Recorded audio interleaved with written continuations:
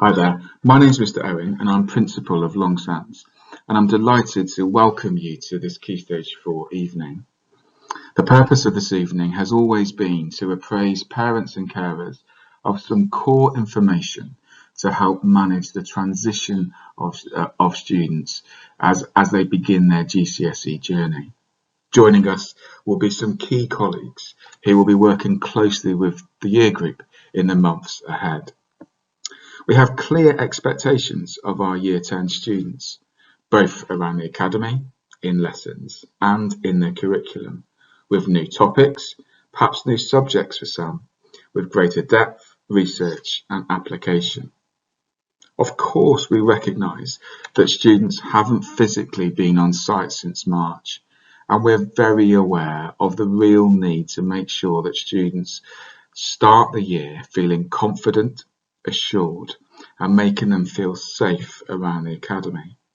At the same time, we want to ensure that they continue to retain a firm focus on completing their academic standards to the very best of their ability, and to make sure that they begin their courses in the best possible manner. We really look forward to working with you in this regard. Hello, my name is Julian Merson. I'm Assistant Principal with responsibility for assessment and moderation.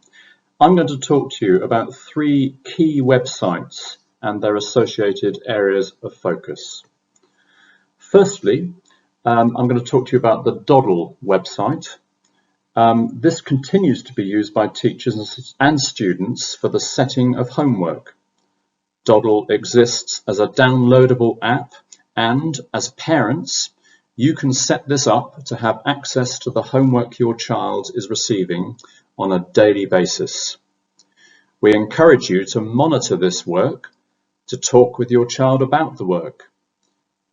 It is often very beneficial for students to have opportunities to discuss their work with parents, particularly when it comes to preparing for exams by revising. I certainly remember helping my son with his GCSE and A-level work, and whilst it would be fair to say he was initially an unwilling participant in the process, he certainly came to appreciate the benefits. Secondly, all students have access to the website GCSE Pod. Currently, 99% of current students in years 10 and 11 have accessed this website, and it provides really useful practice for students in all subject areas. For each subject, the learning content is broken down into bite-sized chunks known as pods. These videos can be viewed online or downloaded for viewing elsewhere. This means key topic areas can be practiced over and over and over again. We often talk in education these days about the forgetting curve, in that topics which are taught in class once tend then to be forgotten if they are not revisited at regular intervals thereafter. By using the pod videos on a regular basis, topic content can be refreshed in the memory, and this helps with long-term retention of knowledge, as well as with understanding. Alongside the video pods, GCSE Pod incorporates a number of other useful tools, including quizzes, which help test students on content. As well as being a really useful revision tool, we encourage students to use this site throughout their courses. Many students are already making good independent use of this site, and it is interesting to note that the students who are using the site most regularly are also performing better in tests and in exams. So we feel it does work. Last year, roughly 60,000 pods were downloaded and viewed by Long Sands students. We're going to be setting up competitions through the new house system to encourage students to make even more use of this site, and we're working with teachers to explore the best ways of incorporating this site in lessons and for homework. Lastly, as well as with my role as assistant principal, I retain the role of head of maths, and I want to take this opportunity to remind you of another website which is particularly important in mathematics. Students are now very familiar with Hegarty Maths and have been using it extensively during lockdown. It breaks down the maths curriculum into more bite-sized chunks than possibly any other website I know. We will be continuing to set homework from this site, and our curriculum plans are set up to indicate the relevant clip numbers associated with all topic areas so that students can use the site for independent study purposes. Curriculum plans are available for download from the website Curriculum Area in Maths. Additionally, as students approach exams, we will release revision lists detailing the relevant clips to work on both at foundation and higher tier. Hegarty Maths has a number of key revision tools in addition to the videos and quizzes that they set up, such as the Fix Up 5 function and the Memory function. Used regularly, these provide excellent opportunities for spaced repetition learning, again, allowing the sort of practice which allows students to avoid going too far down the forgetting curve. As a teacher, I have always noted differences in outcomes for students measured from key moments in their education. For example, in maths, from mock exams to real exams, some students can add up to 100 raw marks to their scores across the maths papers, whilst others can also add very little. The differences in progress can be attributed to the choices students make, particularly in terms of effort put in. These three websites really do help. Students who utilize them regularly are really making the right choices and are likely to make much better progress. We want to encourage all students to do this as an independent and regular choice as often as possible. As parents, if you would like any help in our use of these websites, or you detect that your child is having difficulties accessing any of them, please don't hesitate to contact me by email at school, or for particular subject areas to make contact with the relevant teacher. Hello, I'm Miss Fox. I'm the Head of English at Longsands.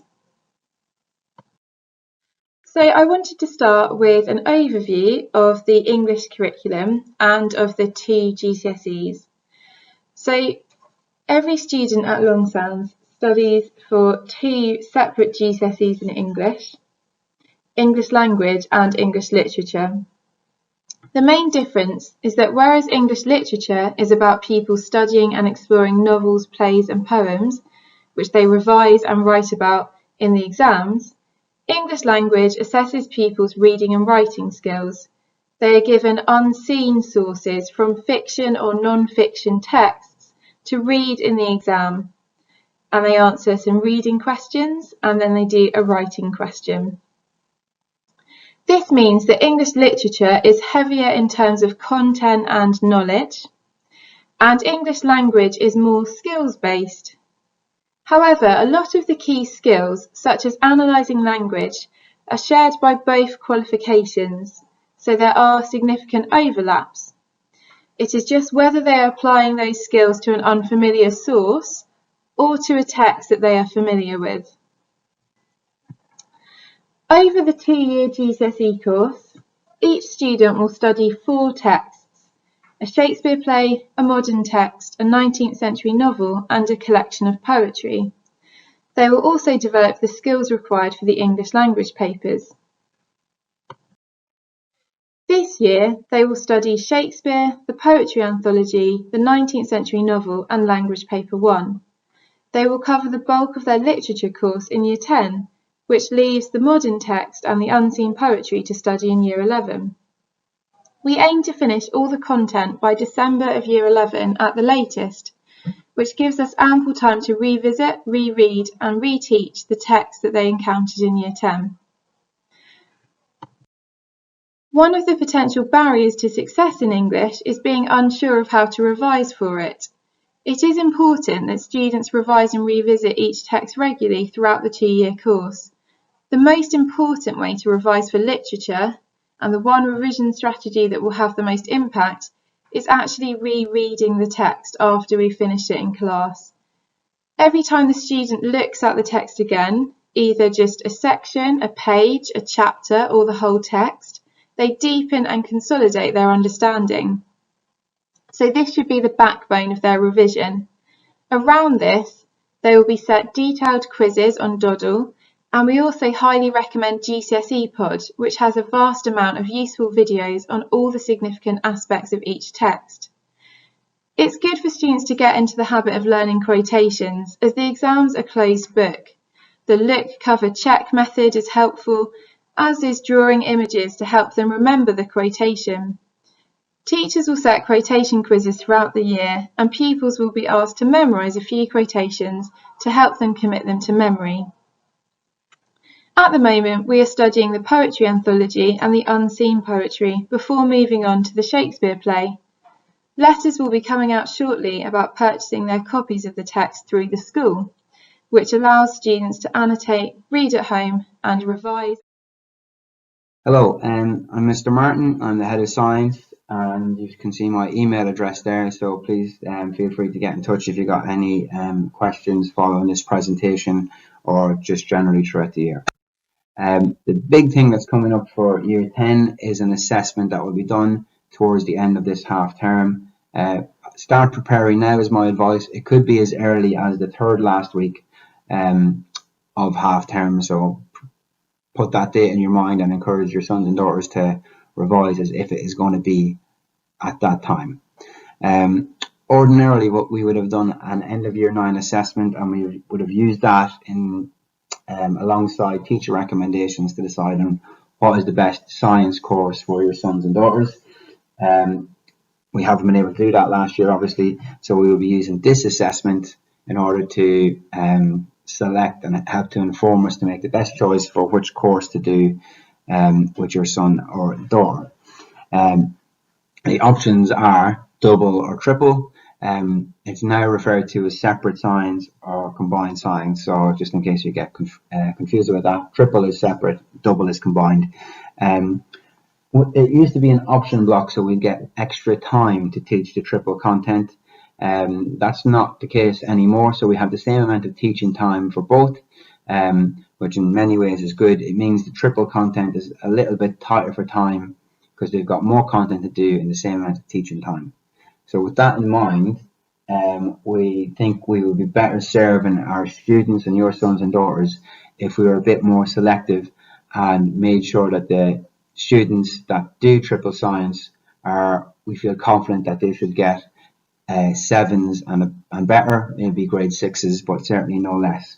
If students got grade 5s in triple science, we think it is a fair assumption to make that had they have done double science, they would have got 2 grade 7s, and that would serve those students much better in the future. So for example, if they got 2 grade 7s in combined science, that would meet the entry requirements for A-level science, but if they got 3 grade 5s, then they wouldn't. So it will serve the students much better in the future, and that is our thinking. Is not to discriminate against people, it is simply to find the best course to give those students the best grades going forward in sixth form and beyond. Okay, so doing double science does not prevent students from doing sixth form and doing A-level science whatsoever, as long as they meet the grades. General preparation in terms of mock exams, which will be coming later in the year, but for the assessment that's coming up soon, and at the end of each unit there will be a test as well. I would recommend that there's continuous revision going on, and when you know you've got an assessment coming up, that the students should then intensify their revision and focus their revision a bit more. GCSE Pod is a resource that they should all be familiar with. It was launched with them last year, and they might have used it depending on how much their teacher set it during lockdown.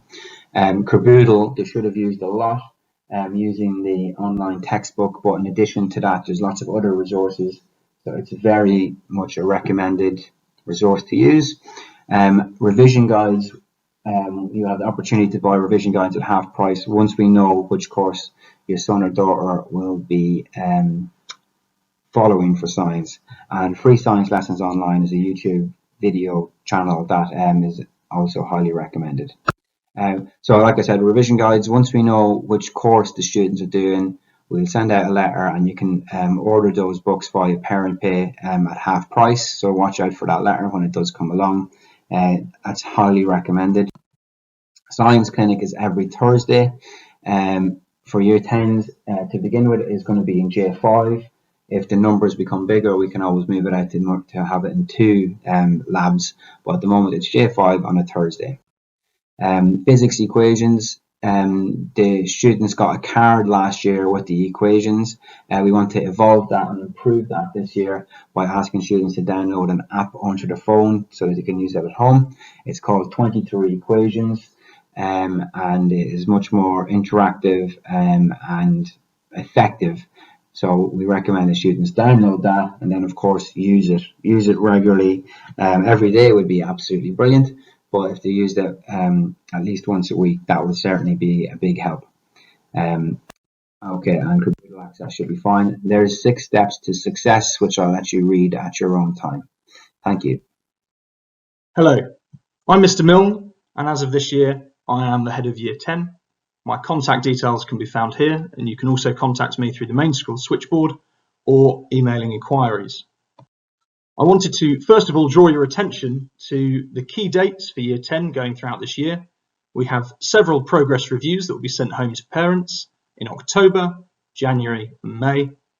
We also have a parent consultation evening. However, the format of this is yet to be decided owing to the current coronavirus restrictions, and that's in February. With the week commencing 19th of April and 26th of April, Year 10 will be sitting their exams for the year. These are an important milestone in their GCSE career, and I would ask that you ensure that they are well prepared for those exams. When it comes to mock interviews and work experience information, dates for these are yet to be decided due to the current restrictions around coronavirus, and I would ask for your patience in waiting for that information to come out.